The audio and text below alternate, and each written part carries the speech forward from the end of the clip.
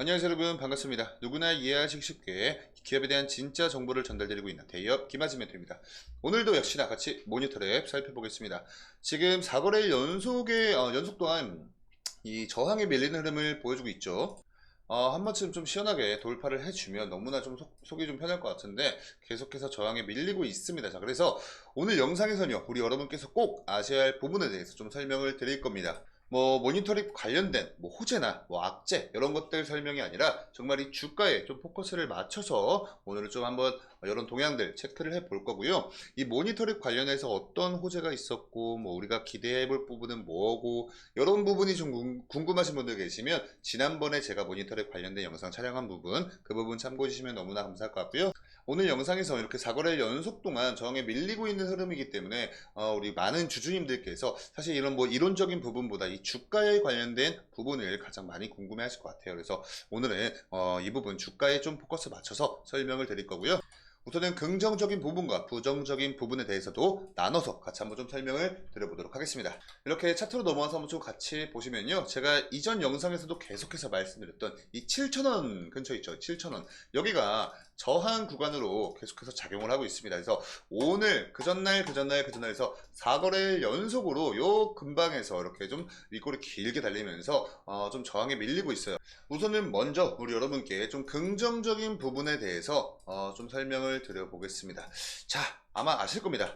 우선은 첫 번째로 긍정적인 게 이평선 이탈이 없었다는 겁니다. 자, 그리고 두 번째로 긍정적인 게 이거 분봉 차트로 놓고 한번 좀 보시면요. 사실 오늘 모니터랩 갭 하락으로 출발을 했어요. 근데 갭 하락으로 출발했지만 끝내는 말아 올려주는 모습을 보여주었다. 이 부분이 좀 긍정적이고요. 어느 정도 이쪽 부분에선 좀 저가 매수세가 그래도 들어오고 있다라고 우리가 좀 해석을 해볼 수도 있을 것 같아요. 자, 그리고 마지막 세 번째가 뭐냐면 그 전까지는 윗꼬리가 굉장히 좀 길게 이렇게 달렸었습니다. 근데 오늘 장에선 윗꼬리보다 아랫꼬리가 더 길었다. 그러니까 하방 압력이 아니라 상방 압력이 더 강하게 작용을 했다. 이 부분이 일단은 긍정적인 부분이다. 이렇게 말씀을 드릴 수가 있겠고요. 두 번째로는 좀 부정적인 부분에 대해서 말씀을 드리면 그 전 거래에 대해서 이렇게 10만 주가 넘는 물량이 들어왔던 외국인 물량의 한 절반 정도가 오늘 장에서 좀 출하가 있었습니다. 그리고 이렇게 모니터랩 관련된 개별적인 프로그램 수급을 한번 좀 확인해 보시면 마찬가지로 외국인 수급과 마찬가지로 지난번 거래에 대해서 이렇게 많이 들어왔었는데 오늘 거의 절반 가까운 이런 좀 이탈률이 있었다. 그래서 제가 우리 여러분께 매번 말씀드리지만 모니터랩은 외국인과 이 프로그램 수급 자체가 좀 하나의 세트 같다 이렇게 말씀을 드렸었는데 오늘도 마찬가지로 그런 흐름을 좀 보여주었어요. 근데 그 와중에서도 조금 고무적인 사실이 있다면 요 53,000주가량 오늘 장에서 좀 출하가 일어났었는데 이렇게 좀 시간대별로 놓고 보시면 2시 14분까지 집계가 됐을 때는 61,000주가량 외국인들 이탈이 있었습니다. 근데 최종적으로 집계가 된 건 53,000주 가량이 출하가 된 거니까 약 한 8,000주 가량 차이가 있죠. 그러니까 2시 14분 이후로는 장 끝나기 직전까지는 요 8,000주 가량이 순 매수세로 들어왔다. 우리가 이렇게 또 이 부분 체크를 해볼 수가 있을 것 같고요.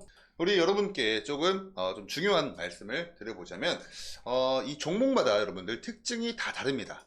어떤 종목은 이 기관 수급에 있어서 주가 상승을 견인하는 주체가 기관이 있는 종목이 있고요. 어느 종목은 외국인이 주가 상승을 견인하는 또 종목이 있어요. 그리고 어느 종목은 이 프로그램 수급이 주가 상승을 견인하는 종목이 있습니다.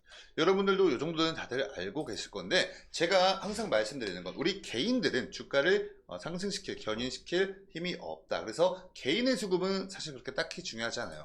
근데 눈치가 빠르신 분들은 좀 아시겠지만 제가 아까 이 외국인 수급과 프로그램 수급이 하나의 세트로 좀 자주 움직인다. 이렇게 해서 얘네가 좀 한 묶음이고 이 모니터랩의 수급을 보시면 아시겠지만 기관의 수급은 그냥 거의 좀 미미합니다. 그래서 기관도 이 모니터랩의 주가 상승을 견인하고 있는 수급은 아닌 것 같아 보여요.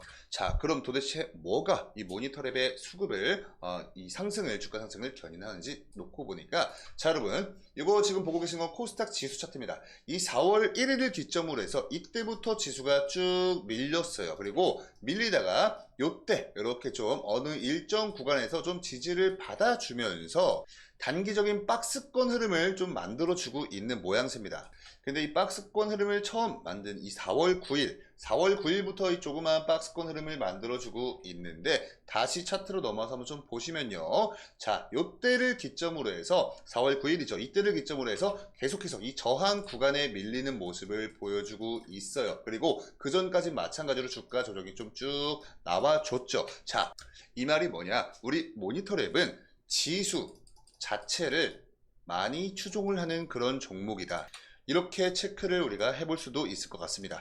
자, 그러면 개별적인 어떠한 뭐 외국인 기관, 뭐 어떠한 프로그램 매 뭐 수급 이런 부분이 아니라 이 지수 자체를 좀 잘 추종하는 그런 종목이라면 이 지수에 영향을 줄 만한 이슈거리를 우리가 좀 한번 체크를 해 봐야겠죠. 이제 설명드릴 부분을 리스크 관리 차원에서 여러분들 알고 계셔라 라는 차원에서 말씀드리는 거니까 그냥 좀 러프하게 들어주시면 됩니다. 요즘 들어 이 중동 리스크가 계속해서 커지고 있습니다. 여러분들 다들 알고 계시다시피 얼마 전에 이스라엘이 이 이란의 영사관을 공격을 했어요. 그래서 주말 동안 이란이 이스라엘 본토에 관련된 첫 공격을 감행을 했습니다. 그리고 어떠한 이러한 이 육지에서만 이렇게 발생이 되고 있는 이런 트러블이 아니라 심지어 이란이 이스라엘 연관 선박을 납포했다. 요런 기사도 주말 내내 쏟아졌어요.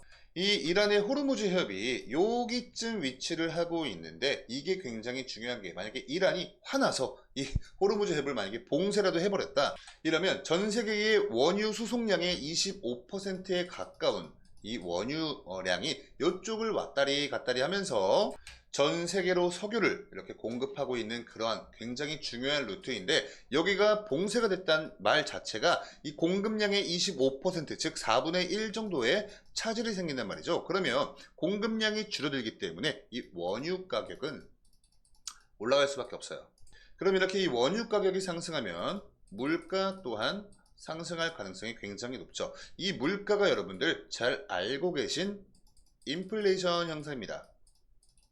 자, 이렇게 인플레가 발생을 하면 금리를 조절하는 요 기관에서 금리를 낮출 수가 없어요. 인플레를 잡기 위해서 이 통화 유동량을 줄이고, 그러기 위해서 금리를 올리는 건데, 이렇게 인플레가 발생을 해버리면 금리를 반대로 내릴 수가 없겠죠.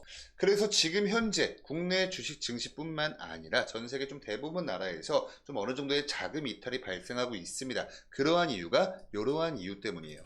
점점점 금리 인하 가능성이 사그라들고 있기 때문에. 그래서 그 전까지 이 금리 인하 기대감으로 들어왔던 이 시장의 자금들이 이탈을 하면서 이 시장의 지수 자체가 지금 현재 밀리고 있는 겁니다. 그러면 제가 앞서서 말씀드렸다시피 우리 모니터랩 같은 경우에 시장의 지수를 좀 많이 추종하고 있는 그런 종목인데, 이러한 리스크들 때문에 지수 자체가 밀려버리면 우리 모니터랩의 주가 또한 조정이 나올 가능성이 굉장히 크다라는 거죠. 그래서 지금 현재 이 WTIU 요거 이 가격 흐름을 한번 좀 보시면요, 거시적으로 놓고 보면 계속해서 우상향을 해 나가고 있습니다. 자, 그리고 두 번째 리스크가 바로 달러죠. 킹달러라고 불리고 있는 달러입니다. 금리 인하 지연이 됨에 따라서 달러의 환율이 계속해서 올라가고 있어요. 그리고 반대로 대한민국 원화 가치는 계속해서 하락을 하고 있죠. 이렇게 달러의 환율이 올라가면 사람들은 위험 자산에서 안전 자산으로 자산을 이동시키는 그런 심리가 있습니다. 그러면 같은 말로 우리 주식시장은 위험 시장이기 때문에 환율이 올라감에 따라서 주식시장에서의 자금 이탈이 발생할 가능성이 높아진다는 거죠. 그리고 이렇게 환율이 올라가 버리면 이 달러를 가지고 있는 외국인들 입장에서 대한민국 국내 주식 시장으로 투자를 하기가 좀 꺼려집니다.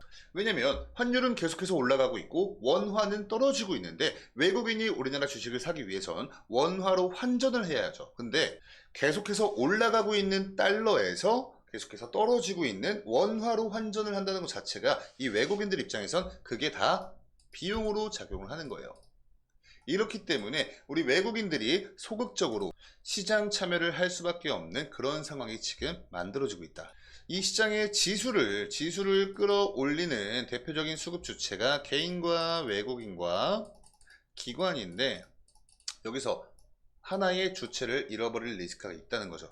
자, 그렇기 때문에 이런 내용들도 우리 여러분들, 우리 모니터랩은 이 지수에 좀 많이 추종을 하고 있는 그런 성격을 갖고 있는 만큼 이렇게 좀 어느 정도 거시 경제의 흐름들도 좀 살펴보시면서 투자를 하신다면 보다 더 안전한 투자를 할 수 있지 않을까, 이런 생각으로 여러분께 좀 풀어서 설명을 드려봤고요. 오늘 영상의 내용이 도움이 되셨으면 영상에 좋아요 버튼으로 많은 응원 한 번씩 부탁드리면서 이러한 관련된 내용들 계속해서 받아보시길 희망하시는 분들은 저희 데이업 채널 구독 버튼도 한 번씩 부탁드리겠습니다. 그럼 우리 여러분 꼭 성공하시는 투자 성투하시길 바라면서 저는 다음 영상으로 인사드리고요. 지금까지 데이업의 김하진 멘토였습니다. 감사합니다.